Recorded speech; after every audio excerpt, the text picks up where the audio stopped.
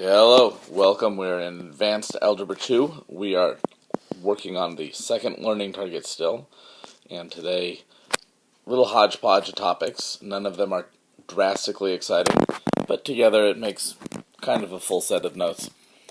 We're going to talk about intercepts first.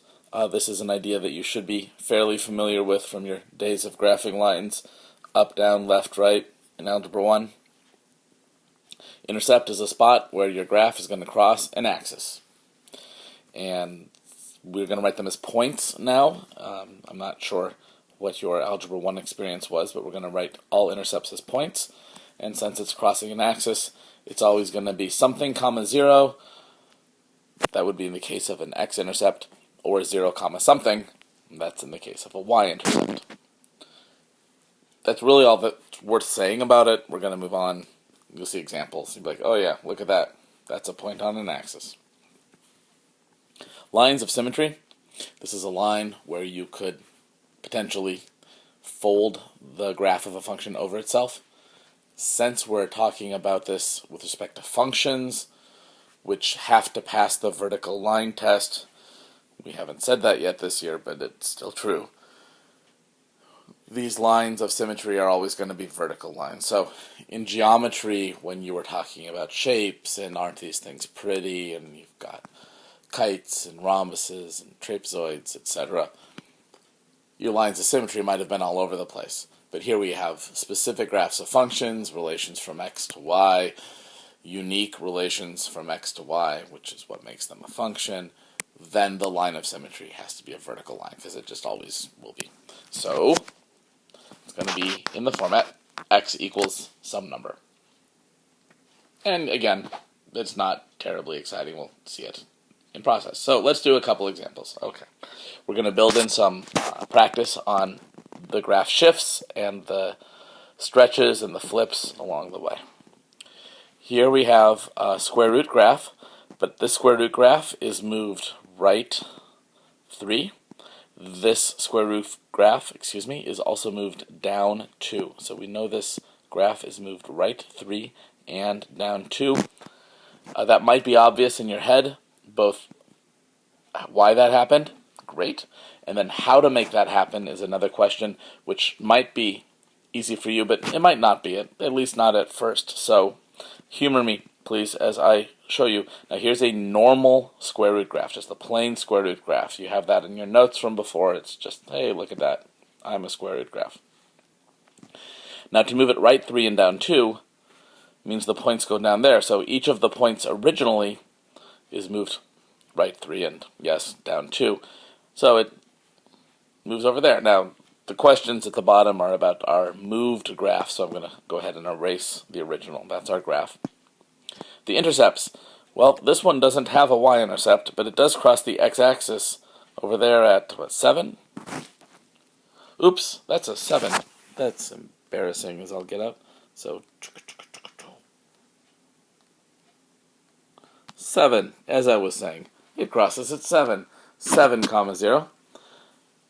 Let's fix the graph now. Now, in terms of a line of symmetry, there's no line where you could fold this graph over on itself. A super easy way of saying that is it's got an endpoint on one end and an arrow on the other end. There's no way you can fold those together and make that happy. All right. Example 2. This one is a different kind of graph. It's an absolute value, so hopefully you recognize that as the v. It's got some changes, though. First of all, the 2, and I'm only referring to the 2 part, is a vertical stretch by 2 or a vertical expansion by 2, your choice for the verb. And then, well, it's a noun representing the past tense of a verb. And then the negative sign is a flip over the x-axis. Negatives on the outside, flip the graph over the x-axis. Also, at the end here, there's a +4, so the graph shifts up 4.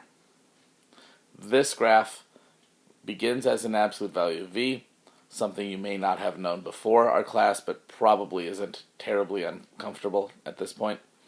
But this has not 1, not 2, but 3 different changes to the graph. So here's our original absolute value graph. the plane V. We got ourselves arrows on both ends. Yay! So, to do it for our new graph, it needs to be upside down, twice as vertical, and up 4. Now, the twice as vertical is a little bit trickier here. For absolute values, though, it's actually maybe less hard than you think. Normal absolute value, the original one, has a slope of 1 on the right and -1 on the left, but just worry about it being 1 here. After it's been pulled by 2, it's going to have a slope of 2. So the new slope for my new absolute value graph, these are 2 slopes, or slopes of 2. Okay. In terms of intercepts, we're talking about these 3 points this time. So we got -2, 0, we've got 2, 0, and 0, 4. And the good news is I didn't count badly this time. And then for a line of symmetry, there is a line of symmetry here. Ka-chunk, ka-chunk, ka-chunk. Down the y-axis it is. So our line of symmetry is the line x equals 0. So remember, our intercepts are always points, and since they are intercepts, there is always a 0 involved in each point. The line of symmetry, because they're functions, it will always be a vertical line, and so it's always x equals a number. Okay, so piecewise functions is the next bit. Nothing really particularly to do with intercepts and lines of symmetry. Just a little hodgepodge, something we can throw in today and keep it tolerable. A piecewise function is totally exciting because it looks terrible, absolutely terrible, and when you graph it, it's only, well, mostly terrible. So if you look at that, you're like, yeah, okay, if you say so. That looks like a big brace. It is. Okay, so we've got 1, 2, 3, 4 graphs. 4 functions. It's not 4 graphs, actually. It's 4 functions that make up this one function. 4 in 1. It's going to be awesome. You know it's going to be awesome. So here's what's going on. Let's just look at this first one first. This first one, it's a parabola. It's moved left 4, and it's upside down.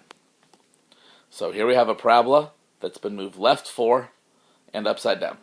Okay? But the key is it only exists for the x's that are less than or equal to -4. So I just drew too much. Now, of course, with practice, you will likely not draw too much like I did here, but maybe the first few times you do. So it says x is less than or equal to -4, so I get to keep all the parts that were less than or equal to -4. So there we have it, and I even have a dot at -4, 0, because that's the endpoint and the equal to business.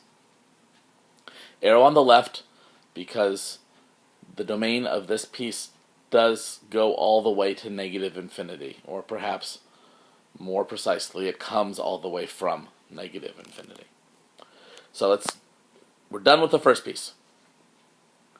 The second piece is 1/2 x plus 2, and that's not so bad. That's just a line. Slope 1/2, y-intercept 2. I drew it for you nice and quickly. It's a line. However, this only counts between -4 and 0. So I drew too much again. So I need to erase all the stuff where the x isn't between -4 and 0. So I need to get rid of the stuff to the right of 0. And it does not include 0, so that's why there's an open dot at 0, 2. There's an open dot right there. And technically, this part of the graph does not include -4. So you might even be anticipating an open dot there. However, in this case, that happens to be filled in from the piece that came before from the parabola. So this so far is correct. It's not done yet, but so far we're doing well. Okay, it's the function -2 from 0 to 4. Now -2 is so easy, it's kind of hard until you remember. -2 is a horizontal line at -2. All right, well, you can probably do that in your sleep. But again, you only get to count the part from 0 to 4. So take all the parts that are to the left of 0 and erase them, and all the parts that are to the right of 4 and erase them. Now here, just take a quick look at the endpoints. You get to have a nice firm dot at 0, because a solid dot at 0, because the domain here does include 0. At 4, however, open dot, because 4 itself is not included.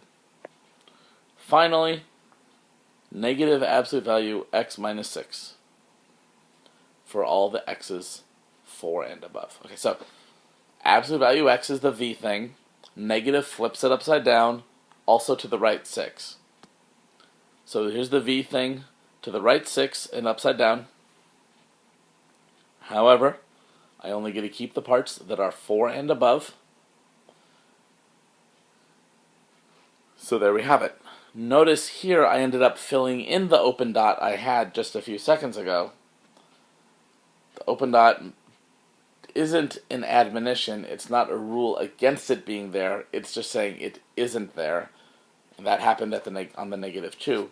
But then here this absolute value v came in and kind of filled it in by taking its spot. Kind of awesome sauce, really. That's about it. Worksheet 4 will be your assignment in class. But thank you for watching, as always, and please never hesitate to let me know if you're having any questions.